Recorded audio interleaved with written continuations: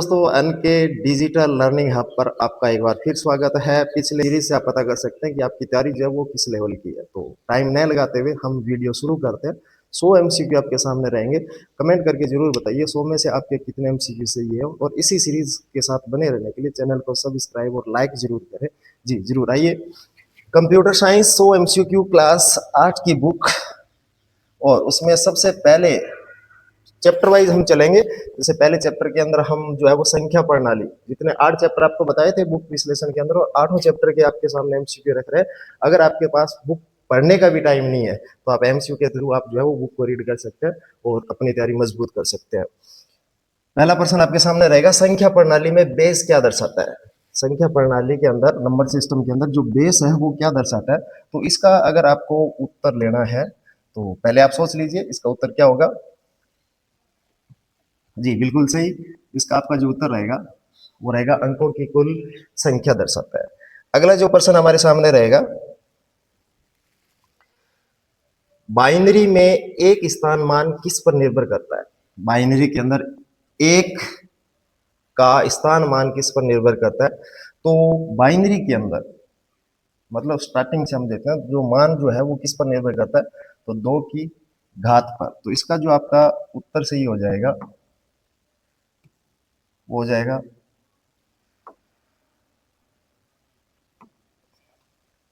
जी 2 की घात पर। बाइनरी की बात की जा रही है। बाइनरी प्रणाली में एक का स्थान किस पर निर्भर करता है, तो वो 2 की घात पर निर्भर करता है। अगला प्रश्न हमारे सामने रहेगा नेक्स्ट। एक नंबर आपको दिया गया बाइनरी नंबर 11001, जो बाइनरी का एक नंबर है, में सबसे बाईं अंक का स्थान मान क्या होगा। बाईं अंक का पूछ रहे हैं। बाइनरी की जो हम शुरू करते हैं तो दाएं से बाएं की तरफ शुरू करते हैं। तो ये जो अंक है इसमें अगर हम शुरू करें तो ये थोड़ा सा मैं आपको समझा भी देता हूँ साथ में। जैसे ये नंबर है, इसका रिजल्ट अगर हम निकालेंगे तो किस तरीके से रिजल्ट निकालेंगे। नंबर आपके सामने है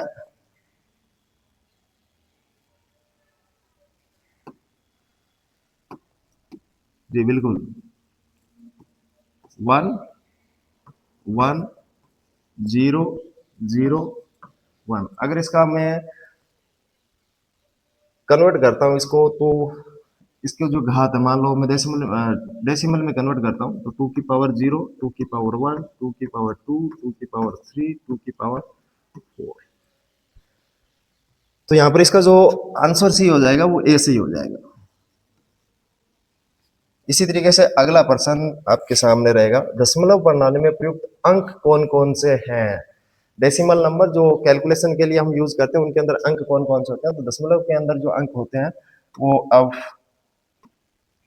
वैसे तो आपको पता ही होगा, टोटल 0 से 9 तक टोटल 10 संख्याएं होती है, इसलिए दशमलव का बेस 10 होता है। तो इसका आंसर जो आपका हो जाएगा वो हो जाएगा बी। 0 से 9 होते हैं दशमलव प्रणाली के अंदर। उसी तरीके से बाइनरी के अंदर 0 और 1, ऑक्टल के अंदर 0 से 7, हेक्साडेसिमल के अंदर 0 2 9 A2F, टोटल जो है वो 16 नंबर आपके पास में होते हैं। अगला प्रश्न हमारे सामने रहेगा, ऑक्टल प्रणाली में कौन सा अंक नहीं होता है। ऑक्टल मतलब अष्टधारी जिसको हिंदी में बोलते हैं, उसमें कौन सा अंक नहीं होता है। तो अभी बताया था ऑक्टल के अंदर टोटल जो नंबर होते हैं वो 0 से 7 तक नंबर होते हैं। इसका मतलब इसमें से कौन सा नहीं होगा। तो आपका उत्तर हो जाएगा बी, यानी 8 नहीं होता, 7 होता है, 5 होता है, 6 होता है, क्योंकि 0 से 7 तक होते हैं ऑक्टल के अंदर, तो 8 नहीं होगा। अगला प्रश्न हमारे सामने जो रहेगा, हेक्साडेसिमल में ए का मान क्या होता है। यानी हेक्साडेसिमल में 0 से 9 तक नंबर होते हैं और ए से एफ तक आपको जो है वो अल्फाबेट दिए हुए होते हैं। तो ए का B C D E F सबका मान निर्धारित है। तो ए का जो मान है वो होगा आपका 10। इसका उत्तर हो जाएगा एक का मान। हेक्साडेसिमल में एक का मान क्या होता है, तो इसका उत्तर हो जाएगा बी 10। अब देखो हेक्साडेसिमल के अंदर, हेक्साडेसिमल जो होता है उसमें नंबर जो होते हैं वो 0 से 9 तक नंबर होते हैं। ए किसको, 10 को, 11 के लिए, बी उसी तरीके से 12 के लिए, सी 13 के लिए, डी यानी 14 के लिए, ई और 15 के लिए किसका यूज किया जाता है, एफ। ए से एफ तक, ए बी सी डी ई और एफ। तो ए का मान क्या होता है, तो ए का मान यहाँ पर क्या हो जाएगा 10 हो जाएगा। अगला प्रश्न हमारे सामने, बाइनरी से दशमलव में बदलने का अंतिम चरण क्या है? अगर किसी भी नंबर को बाइनरी से दशमलव में बदलते हैं तो अंतिम चरण क्या होता है? गुणा होता है, जोड़ होता है, भाग होता है या घटाना होता है? अगर आपने नंबर कन्वर्जन सीख रखा है, जैसे मैं एक सिंपल सा एग्जांपल ले लेता हूं। मेरे पास में एक नंबर है 101, बाइनरी नंबर है और इसको बदलना है मुझे किसके अंदर? दशमलव के अंदर बदलना है। तो इसको अगर मैं दशमलव में बदलूंगा तो सबसे पहले शॉर्ट सीधा डायरेक्ट हम देख लेते हैं। 101, 2 की पावर 0, 2 की पावर 1, 2 की पावर 2। तो ये जिस भी नंबर की पावर 0 होती है वो 1 होगा। 1, 2 की पावर 1 है तो ये हो जाएगा 2, ये हो जाएगा 4। अब ये जो हमारे पास में नंबर आ रहा है इसको यहाँ से इससे मल्टीप्लाई करेंगे, 4 को 1 से मल्टीप्लाई करेंगे तो 4, प्लस 2 को 0 से मल्टीप्लाई करेंगे तो 0, प्लस 1 को 1 से मल्टीप्लाई करेंगे तो 1। तो लास्ट चरण इसने पूछ रखा है, बाइनरी से दशमलव में बदलने का अंतिम चरण क्या है? तो अंतिम चरण के अंदर हम इनका जोड़ करेंगे तो 4 प्लस 0 प्लस 1 इक्वल टू 5। तो इसका उत्तर हम पूछ रहे हैं, तो इसका उत्तर क्या हो जाएगा? बी। ये आपको नंबर कन्वर्जन करना होता है और क्लास 8 के अंदर यही से शुरू किया गया सब कुछ। ये बेसिक जो फंडामेंटल आपका यहीं से शुरू किया गया। उसी तरीके से अगला नंबर दे रखा है एक 10102, सॉरी 1010 जो बाइनरी नंबर है का दशमलव मान क्या होगा? मतलब इसको दशमलव में कैसे कन्वर्ट कर सकते हैं, अभी आपको बताया गया था। एक बार फिर से कन्वर्ट करके बता देते हैं हम। 1010, इसका क्या निकालना है हमें? दशमलव निकालना है। तो दशमलव निकालना तो बाइनरी का बेस होता है 2, 2 की पावर 0, 1, 2 और 3। तो 2 की पावर 0 वहां पर क्या आएगा? 1, 2, 4, 8। यहाँ आप 1 से 8 को 1 से मल्टीप्लाई करेंगे तो क्या आएगा? 8, प्लस 4 को 0 से मल्टीप्लाई करेंगे तो क्या आएगा? 0, प्लस 2 को 1 से मल्टीप्लाई करेंगे तो 2, प्लस 1 को 0 से करेंगे तो 0 इक्वल टू रिजल्ट आ जाएगा 8 और 2 10। यानी इसका उत्तर सही होगा बी। ये शॉर्ट होता है, इतना हमें करने की आवश्यकता नहीं होती है। एग्जाम के अंदर हम डायरेक्टली कर सकते हैं। जैसे मुझे ये नंबर दिया उसका मैं रिजल्ट निकाल सकता हूँ। एक एग्जांपल लेते हैं, जैसे मेरे पास में नंबर है 10001। अब मुझे पूछ लें कि ये बाइनरी है और इसका दशमलव क्या होगा, तो ये तो ट्रिक मतलब ये तो मेथड है जो प्रॉपरली हम एग्जीक्यूट करते हैं, पर एग्जाम में इतना टाइम नहीं होता। तो अगर हम ये अभ्यास करते हैं इन किताबों से तो उसके बाद में मैं डायरेक्ट निकाल सकता हूँ। जैसे ये नंबर है, मैं डायरेक्टली इसे लिख लेता हूँ 1, 2, 4, 8, 16 और 32।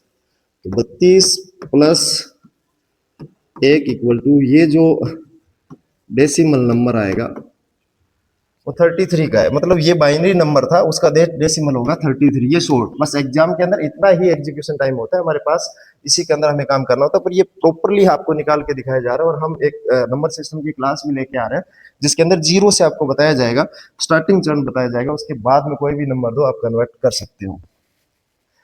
अगला प्रश्न, स्थान मान किस दिशा में बढ़ता है? तो अभी हम देख रहे थे जैसे 2 का पावर 0, 2 की पावर 1, 2, 3, 4, तो किस दिशा से हम बढ़ रहे हैं? तो हम बढ़ रहे हैं दाएं से बाएं की तरफ, दाएं से बाएं की तरफ। इसका मतलब इसका जो उत्तर सही हो जाएगा वो आपका हो जाएगा बी।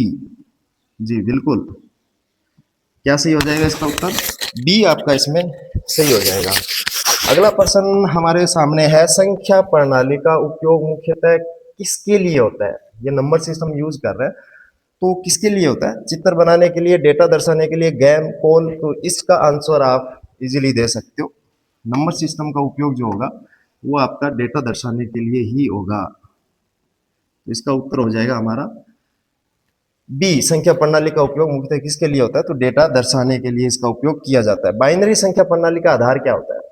तो बाइनरी के अंदर 2 नंबर होते हैं। जिस संख्या प्रणाली में जितने नंबर होते हैं वो उसका बेस होता है। जैसे बाइनरी में 2 नंबर होते हैं तो उसका बेस होगा 2।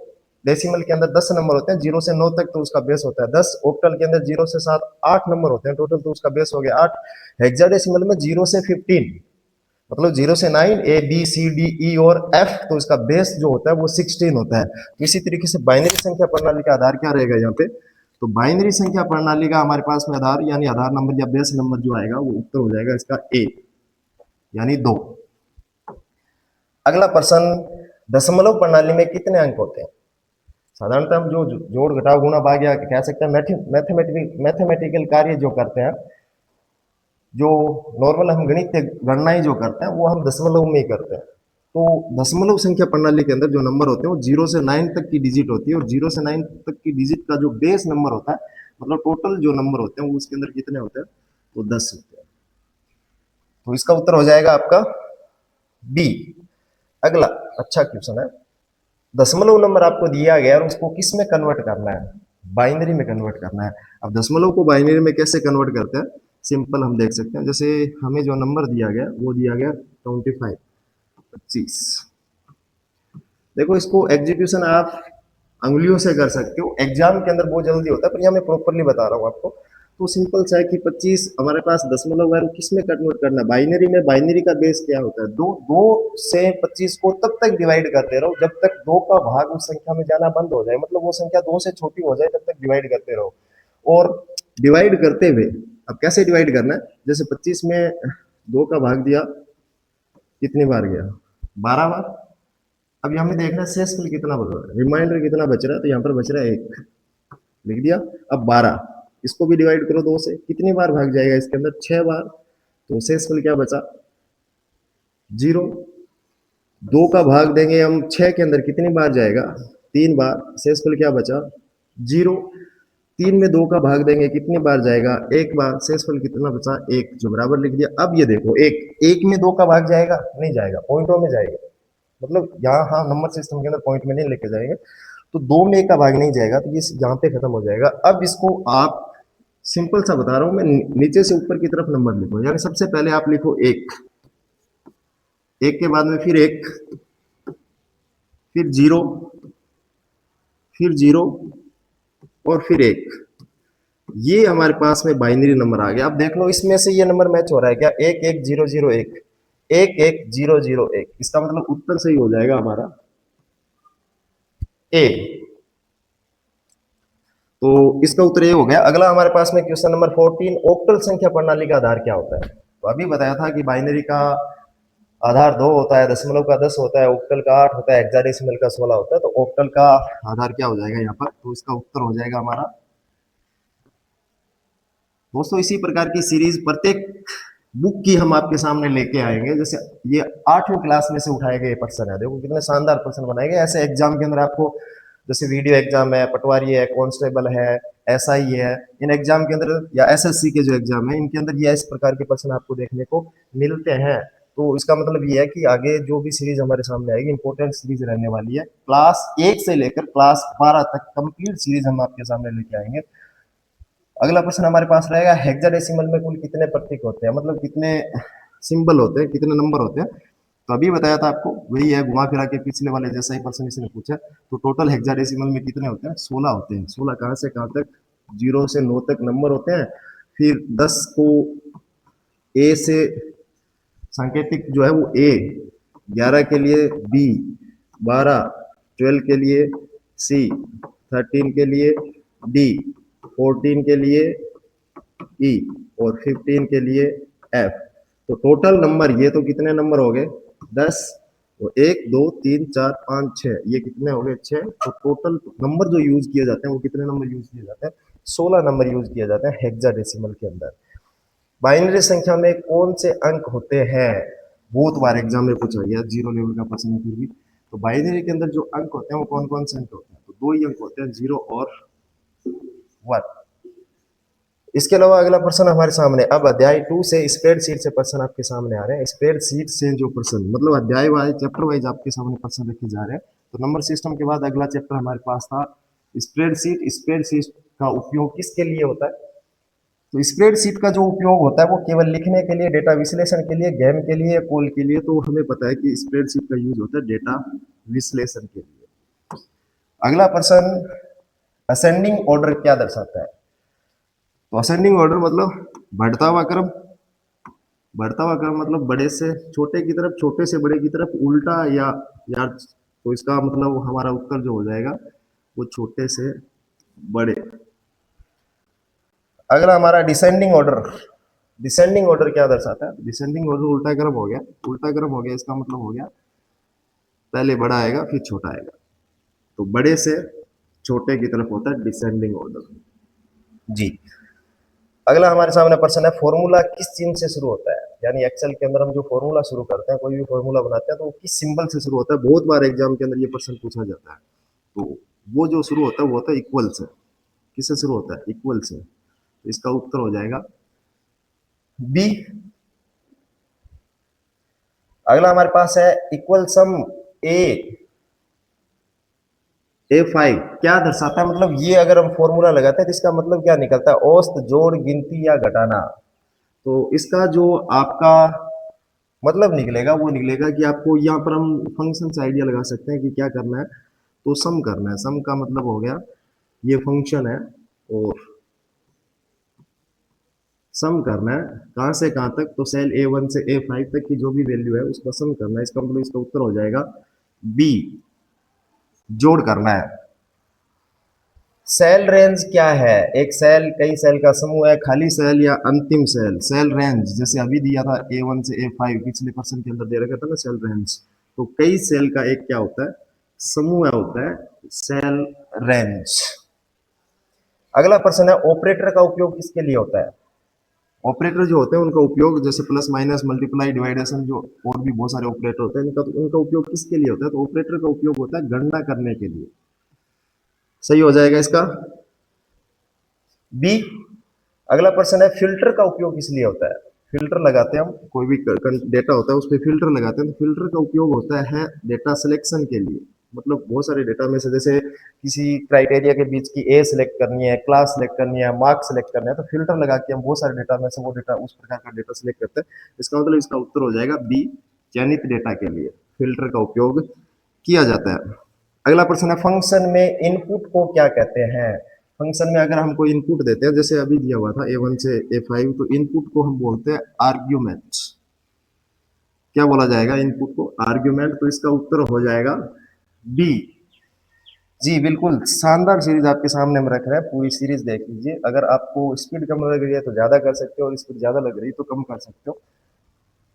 कम समय के अंदर आपके सामने 100% हम रखने जा रहे हैं। स्प्रेडशीट में डेटा किस रूप में होता है? स्प्रेडशीट के अंदर जो डेटा होता है वो किस रूप में होता है? तो स्प्रेडशीट में डेटा होता है टेबल के रूप में।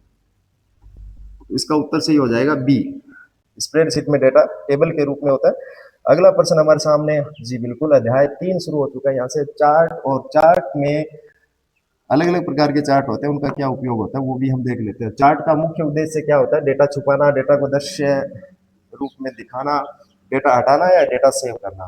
तो इसका बिल्कुल बी से ही हो जाएगा, डेटा को दृश्य रूप में दिखाना। प्लॉट एरिया क्या कहलाता है? चार्ट के अंदर जो प्लॉट एरिया होता है वो क्या है? बाहरी क्षेत्र, डेटा प्रदर्शित क्षेत्र, शीर्षक या अक्ष। तो इसका उत्तर हो जाएगा बी, प्लॉट एरिया जो है वो डेटा प्रदर्शित क्षेत्र जो होता है उसको बोला जाता है प्लॉट एरिया। अगला होता है, ग्रिड लाइंस का उपयोग किस लिए होता है? ग्रिड लाइंस जो बनी होती है तो उसका उपयोग किस लिए होता है?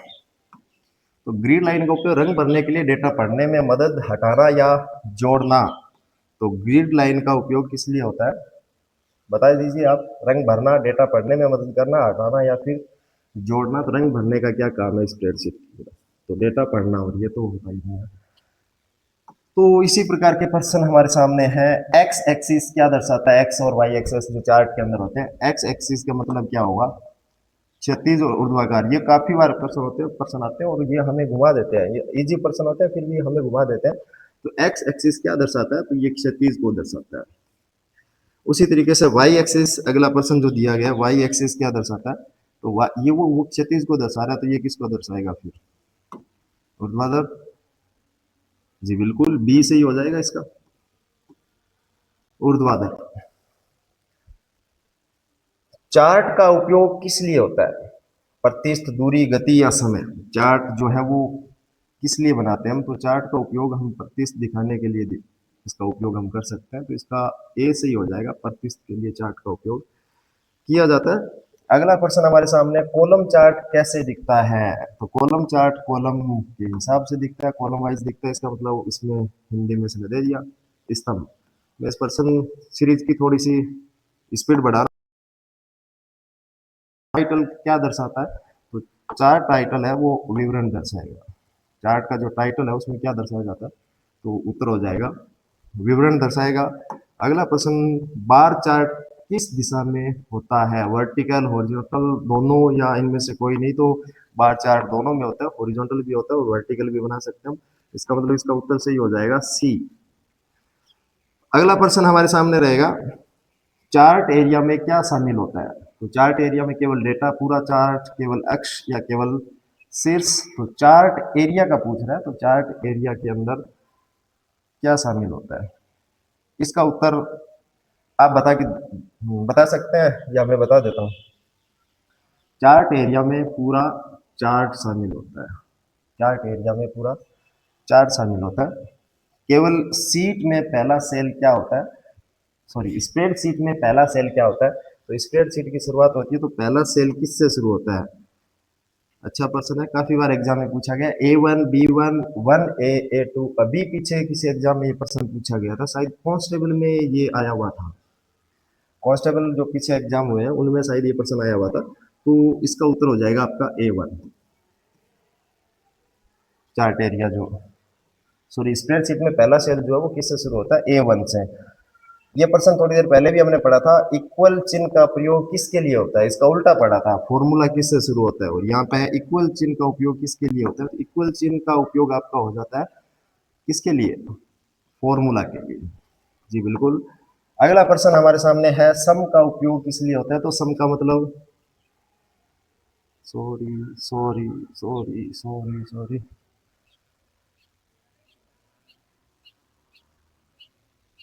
कहाँ गया, जी बिल्कुल। सम का उपयोग किस लिए होता है, तो सम का उपयोग, सम का मतलब जोड़, इसका मतलब सम का उपयोग जो है वो किसके लिए हो जाएगा, जोड़ के लिए हो जाएगा सम का उपयोग। अगला प्रश्न, शॉर्टिंग का क्या अर्थ है, डेटा शॉर्ट करना। डेटा शॉर्ट का मतलब डेटा को एक क्रम में व्यवस्थित करना, असेंडिंग और डिसेंडिंग ऑर्डर दो तरीके होते हैं, शॉर्टिंग डेटा क्रम में लगाना, तो इसका उत्तर सही हो जाएगा आपका बी। फिल्टर का उपयोग, तो थोड़ी देर पहले ही पढ़ा था, ये प्रश्न थोड़े से रिपीट हुए हैं एक दो प्रश्न। तो फिल्टर का उपयोग किस लिए होता है, पूरा डेटा दिखाने के लिए, आवश्यक डेटा दिखाने के लिए, डेटा मिटाने के लिए, डेटा को सेव करने के लिए, तो आवश्यक डेटा दिखाने के लिए हम किसका उपयोग कर देते हैं, फिल्टर का। जितनी जरूरत हो उतने डेटा पर फिल्टर लगाकर उसको हम शो कर सकते हैं। एक्टिव सेल क्या है, एक्टिव सेल, तो जिस सेल को हम सिलेक्ट करते हैं जिसमें वर्तमान में काम चल रहा हो, सिलेक्ट करते हैं, वो आपकी एक्टिव सेल हो जाती है। इसका मतलब कौन सी सेल हो गई, चयनित सेल। चार्ट का उपयोग किसके लिए होता है, डेटा को चित्रात्मक प्रदर्शन करने के लिए चार्ट का उपयोग होता है, तो इसका उत्तर हो जाएगा बी। क्या उत्तर हो जाएगा इसका, बी। चार्ट का उपयोग किसके लिए होता है, तो डेटा का चित्रात्मक प्रदर्शन करने के लिए। कॉलम चार्ट में डेटा कैसे दिखता है, थोड़ी देर पहले ये प्रश्न आया था आपके सामने, कॉलम चार्ट के अंदर डेटा किस रूप में दिखता है, तो कॉलम चार्ट के अंदर डेटा जो है कॉलम के अकॉर्डिंग दिखेगा, तो इसका उत्तर हो जाएगा बी। अगला प्रश्न, पाई चार्ट का उपयोग किस लिए होता है, तो पाई चार्ट के अंदर हम, हाँ बता दीजिए आप सोचकर, पाई चार्ट का उपयोग किस लिए होता है, तुलना के लिए, प्रतिशत दिखाने के लिए, गणना के लिए, या ग्राफ के लिए, तो इसका उत्तर हो जाएगा बी, प्रतिशत दिखाने के लिए पाई चार्ट का उपयोग किया जाता है। बार चार्ट किस दिशा में होता है, तो ये आया था, हॉरिजॉन्टल और वर्टिकल दोनों के अंदर होता है, तो सी इसका आंसर आप कर लेना। चार्ट टाइटल वाला भी क्वेश्चन आया हुआ है, चार्ट टाइटल क्या दर्शाता है, तो विवरण दर्शाता है। ये शानदार टॉपिक हमारे सामने आ रहा है। क्लाउड कंप्यूटिंग क्या है, क्लाउड कंप्यूटिंग क्या, लोकल स्टोरेज है, इंटरनेट आधारित सेवा है, सीपीयू है, या फिर रैम है, तो क्लाउड कंप्यूटिंग आपकी होगी इंटरनेट आधारित सेवा, आपकी क्लाउड कंप्यूटिंग हो गई। इसके अलावा अगला प्रश्न, क्लाउड स्टोरेज कहाँ होता है, hard disk, internet server, RAM या पेन ड्राइव के अंदर, तो क्लाउड स्टोरेज जो है ये सुविधा इसीलिए शुरू हुई है, internet server, hard disk, RAM और पेन ड्राइव के अंदर तो हम डेटा फिजिकल रूप से लेते ही हैं। तो ये हमारे पास हो गया इंटरनेट सर्वर। वर्चुअल मशीन क्या है, हार्डवेयर है, सॉफ्टवेयर मशीन है, मोबाइल है, या फिर नेटवर्क है, बताइए उत्तर लगाइए अपना अंदाजा। जी बिल्कुल, वर्चुअल मशीन जो है वो एक सॉफ्टवेयर मशीन है। अगला प्रश्न हमारे सामने होगा, क्लाउड का लाभ क्या है, क्लाउड का लाभ यानी क्लाउड स्टोरेज का यूज करते हैं, सीमित एक्सेस, कहीं से भी एक्सेस, धीमा या महंगा, तो कहीं से भी एक्सेस, जैसे यूट्यूब वगैरह पे हम डेटा कंटेंट रखते हैं वो क्लाउड स्टोरेज का उदाहरण है। तो इसका मतलब कहीं से भी इस डेटा को हम एक्सेस कर सकते हैं, बस आपके पास इंटरनेट सुविधा होनी चाहिए, आप जो डेटा सर्वर पर स्टोर करवाते हो। क्लाउड में डेटा कैसे पहुंचता है? यूएसबी, इंटरनेट, रैम और सीपीयू। तो अभी बताया था क्लाउड में डेटा आपके पास में क्या होना चाहिए? इंटरनेट। ये इंटरनेट आधारित है। तो बी, इंटरनेट और सर्वर का खेल है पूरा क्लाउड का। क्लाउड सेवा का उदाहरण है लोकल ऐप, ऑनलाइन सेवा, हार्डवेयर या driver. Hardware, driver, local app, ये तो एग्जाम्पल इसके होंगे नहीं। मतलब ऑनलाइन सेवाएं जो होती है वो क्लाउड का ही उदाहरण है, जैसे हम यूट्यूब वगैरह भी एग्जाम्पल आपको दिया था। अगला प्रश्न हमारे सामने होगा, मोबाइल क्लाउड का उपयोग किस लिए होता है? कॉल के लिए, डेटा एक्सेस के लिए, गेम के लिए, कैमरा के लिए? तो मोबाइल क्लाउड का उपयोग जो होता है वो किसके लिए होता है, बता दीजिए। कॉल, डेटा एक्सेस, गेम या कैमरा? तो मोबाइल क्लाउड का उपयोग होता है डेटा एक्सेस। क्लाउड में कौन सी सेवा होती है? स्टोरेज की, खाना, गेम, कॉल? बच्चों वाला क्वेश्चन है, छोटी क्लास में बच्चों को पूछते हैं। क्लाउड स्टोरेज मतलब हमें पता होना चाहिए विशेषता इसकी। तो क्लाउड जो है वो ये सुविधा सर्विस शुरू ही किसके लिए की गई है? स्टोरेज के लिए। क्लाउड का उपयोग किस लिए नहीं होता है? डेटा स्टोर करने के लिए नहीं होता है, डेटा एक्सेस करने के लिए नहीं होता है, खाना बनाने के लिए, बैकअप के लिए। किस लिए नहीं होता है? तो डेटा स्टोर करने के लिए क्लाउड का उपयोग होता है, डेटा एक्सेस करने के लिए क्लाउड, डेटा एक्सेस बैकअप के लिए होता है, पर होता किसके लिए नहीं है? खाना बनाने के लिए नहीं होता। क्लाउड कंप्यूटिंग में मुख्य साधन क्या है? इंटरनेट, सीपीयू, रैम या मॉनिटर? तो अभी बताया था क्लाउड जो कंप्यूटिंग है वो पूरी की पूरी आधारित है किस पर? इंटरनेट पर। बगैर इंटरनेट के कुछ भी संभव यहाँ पर नहीं है। तो इसका उत्तर हो जाएगा ए। अगला, क्लाउड कंप्यूटिंग क्या है? हार्डवेयर है, इंटरनेट पर डेटा स्टोर करना, प्रिंटिंग या गेम? तो इसका उत्तर हमारा क्या हो जाएगा? क्लाउड कंप्यूटिंग क्या है? इंटरनेट पर डेटा स्टोर करना आपका क्या कहलाता है? क्लाउड कंप्यूटिंग कहलाता है। क्लाउड का उपयोग किस लिए होता है? बताइए, क्लाउड का उपयोग किस लिए होता है? डेटा स्टोर करने के लिए, खाना बनाने के लिए, चित्र बनाने के लिए, कॉल करना? तो क्लाउड का उपयोग जो होता है वो डेटा स्टोर करने के लिए होता है। किस लिए होता है? डेटा स्टोर करने के लिए क्लाउड का उपयोग किया जाता है। तो इसका उत्तर हो जाएगा ए। अगला प्रश्न हमारे सामने होगा, क्लाउड का मुख्य लाभ क्या है? सीमित उपयोग, कहीं से भी एक्सेस, महंगा या धीमा? तो इसका मुख्य लाभ यही है कि इसको हम कहीं से एक्सेस कर सकते हैं, बस सिर्फ आपके पास क्या होनी चाहिए? इंटरनेट सेवा होनी चाहिए। तो इसका उत्तर हो जाएगा बी।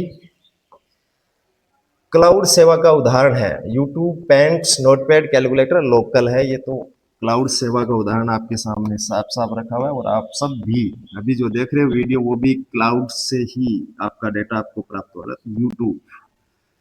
तो 61 नंबर प्रश्न का उत्तर हो जाएगा ए। अगला हमारे सामने टॉपिक या चैप्टर चल रहा है, चैप्टर के हमने एमसीक्यू देख लिए, पांचवा चैप्टर हमारे सामने आ रहा है, ईमेल और इंटरनेट सेवाएं। ईमेल में सब्जेक्ट का क्या उद्देश्य होता है? तो कोई भी ईमेल या एप्लीकेशन लिखते हैं हम साधारणतः तो अभी सब्जेक्ट हम लिखते हैं। सब्जेक्ट का मतलब होता है जो भी संदेश आप भेजना चाह रहे हो उसका क्या बताना है आपको? विषय बताना होता है। 60 सीसी का पूरा, सीसी और बीसीसी दो ऑप्शन आपको दी, फैसिलिटीज होती है आपको ईमेल के अंदर। तो सीसी का मतलब होता है कार्बन कॉपी। क्या मतलब होगा इसका? कार्बन कॉपी ए। अगर बीसीसी का पूछ लिया जाए तो ब्लाइंड कार्बन कॉपी। अच्छा, आ गया प्रश्न, बीसीसी का उपयोग कब किया जाता है? सभी को दिखाने के लिए, छिपाकर भेजने के लिए, डिलीट करने के लिए, सेव करने के लिए? तो बीसीसी का पूरा नाम होता है ब्लाइंड कार्बन कॉपी, और इसका उपयोग होता है, ब्लाइंड का मतलब हो गया छिपाकर भेजने के लिए। मतलब एक ही मैसेज कई लोगों को भेजने हैं पर एक दूसरे को वो पता नहीं चलेगा, ये सुविधा बीसीसी। इनबॉक्स में क्या होता है? तो आप अपने फोन वगैरह के इनबॉक्स होते हैं, इनबॉक्स में क्या आता है? तो इनबॉक्स के अंदर मैसेज प्राप्त होते हैं हमें। तो प्राप्त मेल जो है वो कहाँ मिलते हैं? इनबॉक्स के अंदर मिलते हैं। इसी प्रकार से अगला प्रश्न आपके सामने होगा, सेंड फोल्डर में क्या होता है? सेंड का मतलब भेजना। तो भेजे गए जो मेल है वो सेंड फोल्डर में आ जाएंगे। तो भेजे गए मेल जो आपके हैं वो सेंड फोल्डर में आ जाएंगे। इसका उत्तर हो जाएगा बी। अगला प्रश्न हमारे पास है, ड्राफ्ट का उपयोग कब किया जाता है? ड्राफ्ट का उपयोग भेजने, मेल भेजने के बाद अधूरा मेल सेव करने के लिए, डिलीट करने के लिए, पढ़ने के लिए। हमारा कोई मेल अधूरा रह जाता है तो वो किस में जाता है भाई? ड्राफ्ट में ही जाता है। मेल भेजने के लिए, वो तो सेंड भेजने के बाद सेंड मेल में आएगा, तो ये आपका होगा अधूरा मेल सेव करने के लिए ड्राफ्ट का उपयोग होता है। ईमेल भेजने के लिए क्या आवश्यक है? इंटरनेट, प्रिंटर, स्कैनर या स्पीकर? तो इनका बाकी प्रिंटर, स्कैनर, स्पीकर का क्या काम है? ईमेल भेजना है तो आपके पास क्या होना जरूरी है? इंटरनेट कनेक्शन, इंटरनेट होना जरूरी है। बगैर इंटरनेट के हम मेल सेंड नहीं कर सकते। अटैचमेंट की अधिकतम सीमा किस पर निर्भर करती है? मतलब कितनी साइज का हम डेटा कंटेंट भेज सकते हैं, अटैचमेंट कितना भेज कर सकते हैं? तो उसका उत्तर हो जाएगा किस पे? ईमेल सेवा पे निर्भर करता है ये तो। स्पैम मेल क्यों खतरनाक होते हैं? स्पैम मेल वो मेल जो बार बार भेजे जाते हैं, जो एक प्रकार का अटैक होता है। स्पैम मेल ज्यादा जगह लेते हैं, धोखाधड़ी कर सकते हैं, रंगीन होते हैं, धीमे होते हैं। रंगीन धीमे से हमें कोई मतलब नहीं है, ज्यादा जगह लेते हैं, ये भी खतरनाक है। तो बार बार मेल भेजकर आपके सिस्टम या मेल बॉक्स को क्या कर दिया जाता है, इसमें क्रैश कर दिया जाता है। तो स्पैम मेल, और इसका उत्तर कहीं ना कहीं स्पैम के थ्रू हमारे पास ऐसे मेल भी आ सकते हैं जो धोखाधड़ी वाले भी हो, पर इस क्वेश्चन के अंदर आपका आंसर जो सही होगा ज्यादा जगह लेते हैं। स्पैम का उद्देश्य ये होता है कि बार बार मेल भेजकर किसी को परेशान करना, इतने मेल भेज देना कि सामने हमारे सामने पहले बार आ रहा है, और काफी बार एग्जाम में आया हुआ है। ईमेल पता किस रूप में होता है? कोई भी ईमेल आईडी बनाते हैं तो उसका हमारा यूजर नेम होता है, वो किस रूप में होता है, वो किस प्रकार का होता है? तो उससे पहले यूजर नेम जो है, जैसे ये दिया हुआ है, name@mail.com, जैसे जीमेल में बनाते हैं, तो जैसे मैं बताऊं nk0691@gmail.com, इस तरीके से हमारा ईमेल एड्रेस बनता है। तो इसका उत्तर सही हो जाएगा आपका बी, यूजर नेम @ उसके बाद mail.com। तो बी इसका सही हो जाएगा। अगला हमारे पास में पर्सन जो आ रहा है 72, मजबूत पासवर्ड में क्या होना चाहिए? केवल नाम होना चाहिए, अक्षर, संख्या या चिन्ह होने चाहिए, केवल संख्या होनी चाहिए, या केवल अक्षर होने चाहिए? अगर आप कोई भी अकाउंट का पासवर्ड बनाते हैं तो वो मजबूत होना चाहिए, और मजबूत पासवर्ड का मतलब है कि उसके अंदर अक्षर, संख्या, चिन्ह तीनों को आपको शामिल करना चाहिए। ये साइबर सिक्योरिटी की तरफ से भी इंपॉर्टेंट क्वेश्चन है, तो इसका उत्तर हो जाएगा बी। इसके अलावा फिशिंग का उद्देश्य क्या होता है? फिशिंग मतलब धोखाधड़ी, और धोखाधड़ी का मतलब यहाँ पर क्या रहेगा? निजी जानकारी चुराना, फिशिंग। वैसे मत कर देना कि किसी स्टूडेंट को पूछा गया था काफी टाइम पहले ऐसे, मतलब कि फिशिंग क्या है कि मछली पकड़ने का जो तरीका होता है उसको फिशिंग कहते हैं। है वही सेम, जाल बिछाना। जाल बिछाना मतलब किसी को जाल में फंसाना, लालच में फंसाना, तो या किसी की जानकारी, लालच में जानकारी चुराना। तो कोई भी निजी जानकारी चुराने का जो तरीका है, या निजी जानकारी जो चुराते हैं, ये एक साइबर क्राइम होता है, साइबर अपराध होता है, फिशिंग। मेलवेयर मतलब वायरस से संबंधित पर्सन। मेलवेयर का क्या प्रभाव होता है? कंप्यूटर तेज चलता है, नुकसान पहुंचाता है, डेटा बढ़ाता है, या बैकअप बनाता है? तो वायरस जो जीव विज्ञान से लिया गया एक शब्द है, तो यहाँ पर वायरस का मतलब होता है कि ये सिस्टम को क्या पहुंचाएगा? नुकसान पहुंचाएगा। तो इसका आपका उत्तर हो जाएगा बी, यानी ये सिस्टम को क्या पहुंचाता है? मेलवेयर नुकसान पहुंचाता है। अगला हमारे सामने प्रश्न रहेगा, एंटीवायरस का मुख्य कार्य क्या है?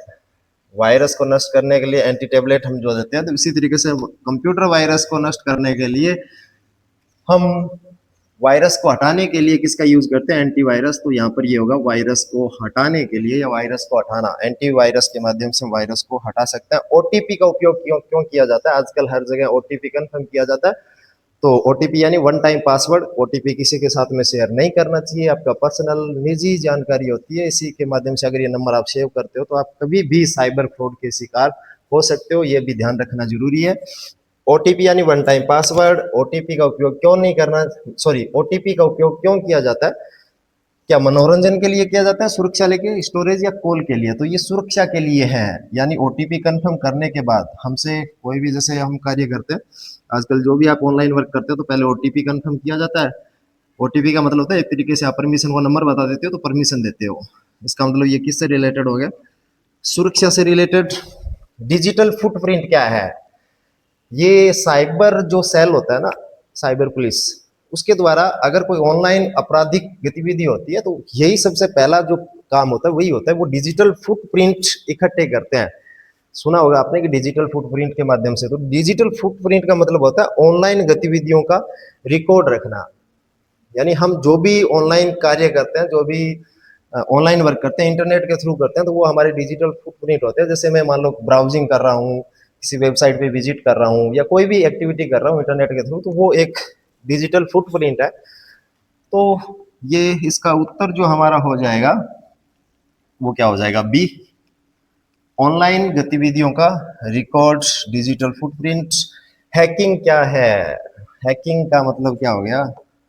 हैक करना यानी सुरक्षित उपयोग बिल्कुल भी नहीं। अनाधिकृत प्रवेश, डेटा सेव करना या डेटा तो बिना परमिशन बिना सहमति के अनाधिकृत प्रवेश हैकिंग कहलाता है। सेफ ब्राउजिंग का क्या अर्थ है? ब्राउजिंग, तेज इंटरनेट, सुरक्षित तरीके से इंटरनेट का उपयोग करना, मुफ्त इंटरनेट या ऑनलाइन। जैसे कुछ दिन पहले मैंने आपको बताया था, पिछले एक या दो वीडियो से पहले, HTTP HTTPS। HTTP यानी हाइपर टेक्स्ट ट्रांसफर प्रोटोकॉल और HTTPS मतलब hyper text transfer protocol secure. आप अगर HTTPS के माध्यम से किसी वेबसाइट ब्राउजिंग या सर्फिंग करते हैं तो वो आपका एक सेफ तरीका है। तो वही सेम चीज यहाँ से पूछ रही है, सेफ ब्राउजिंग। तो सेफ ब्राउजिंग मतलब बी आपका इसका उत्तर सही हो जाएगा। सुरक्षित तरीके से इंटरनेट का उपयोग करना आपका सेफ ब्राउजिंग में आता है। फायरवॉल क्या है? इंटरनेट एंड नेटवर्किंग से संबंधित फायरवॉल जो वो डेटा हटाता है, नेटवर्क सुरक्षा है, गेम चलाता है या स्टोरेज है। तो इसका उत्तर हमारा हो जाएगा नेटवर्क सुरक्षा से रिलेटेड फायरवॉल। अगला हमारे पास में प्रश्न आ रहा है, वो आ रहा है साइबर बुलिंग क्या है? बुलिंग गाली गलौज से रिलेटेड शब्द यूज किया जाता है। साइबर बुलिंग क्या है? तो साइबर बुलिंग का मतलब गेम खेलना, ऑनलाइन परेशान करना, डेटा सेव करना या डाउनलोड करना। तो जो किसी को ऑनलाइन परेशान करता है तो वो एक प्रकार से साइबर बुलिंग का शिकार होता है। मतलब साइबर बुलिंग का मतलब ये होता है कि किसी को ऑनलाइन परेशान करना, जो साइबर क्राइम है एक प्रकार का। तो इसका उत्तर हो जाएगा बी, ऑनलाइन परेशान करना। इंटरनेट क्या है? कंप्यूटर नेटवर्क का नेटवर्क, सॉफ्टवेयर या हार्डवेयर। इंटरनेट क्या है? तो नेटवर्क का नेटवर्क जो होता है उसको क्या बोलते हैं? इंटरनेट बोलते हैं। तो इसका जो उत्तर सही हो जाएगा वो हो जाएगा बी, नेटवर्क का नेटवर्क आपका इंटरनेट। ईमेल का उपयोग किसके लिए होता है? गेम, संदेश भेजना, प्रिंट या डिजाइन। ये प्रश्न आपके पास पहले आ चुका है, तो इसका उत्तर आप खुद ही देख लीजिए और दे दीजिए। क्या होगा? सिंपल सा क्वेश्चन आपके पास है। www का पूरा नाम क्या है? साधारणतः पूछा जाता है और काफी बार एग्जाम में ये पूछा जाता है, लगभग सभी का सही होता है। और जिसका गलत हो जाता है इसका मतलब वो डेंजर जोन में आता ही है, क्योंकि ये सभी कॉमन पर्सन होते हैं और लगभग सभी के सही होते हैं, पर गलत करने वाले को इसका बहुत ज्यादा खामियाजा भुगतना पड़ता है। तो www यानी वर्ल्ड वाइड वेब। इसका उत्तर जो आपका हो जाएगा वो हो जाएगा ए, वर्ल्ड वाइड वेब।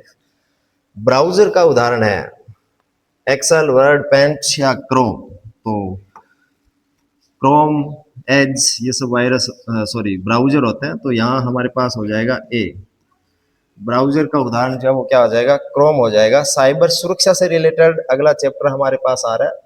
पासवर्ड कैसा होना चाहिए? छोटा, मजबूत, आसान या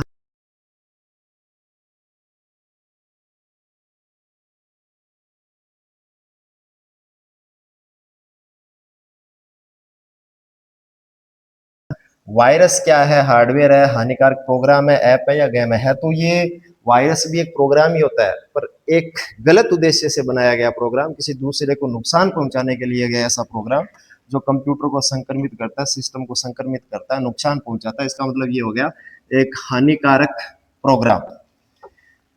एंटीवायरस क्या है?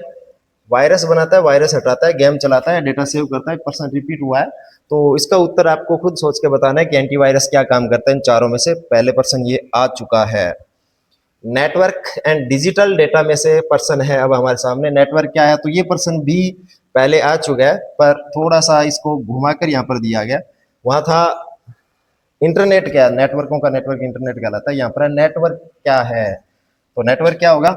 जुड़े हुए कंप्यूटरों का एक समूह होता है, कई कंप्यूटरों को मिलाकर नेटवर्क। नेटवर्क कई प्रकार के होते हैं, जैसे पैन, एक नेटवर्क होता है पैन, पर्सनल एरिया नेटवर्क। एक नेटवर्क होता है लैन, लोकल एरिया नेटवर्क। एक नेटवर्क होता है मैन, मेट्रोपॉलिटन एरिया नेटवर्क। और एक नेटवर्क होता है वैन, वाइड एरिया नेटवर्क अलग अलग प्रकार के नेटवर्क होते हैं। पर्सनल नेटवर्क जो लगभग 10 मीटर की रेंज के आसपास काम करते हैं, जो कई ब्लूटूथ के द्वारा या केबल्स के द्वारा जो नेटवर्क बनाया जाता है, छोटा नेटवर्क। लैन लोकल एरिया नेटवर्क जो किलोमीटर, कुछ किलोमीटर, 1-2 किलोमीटर के अंदर काम करता है। फिर मैन आ जाता है। फिर वाइड एरिया नेटवर्क होता है जो पूरे भौगोलिक क्षेत्र यानी पूरी दुनिया को कवर करता है, वाइड एरिया नेटवर्क।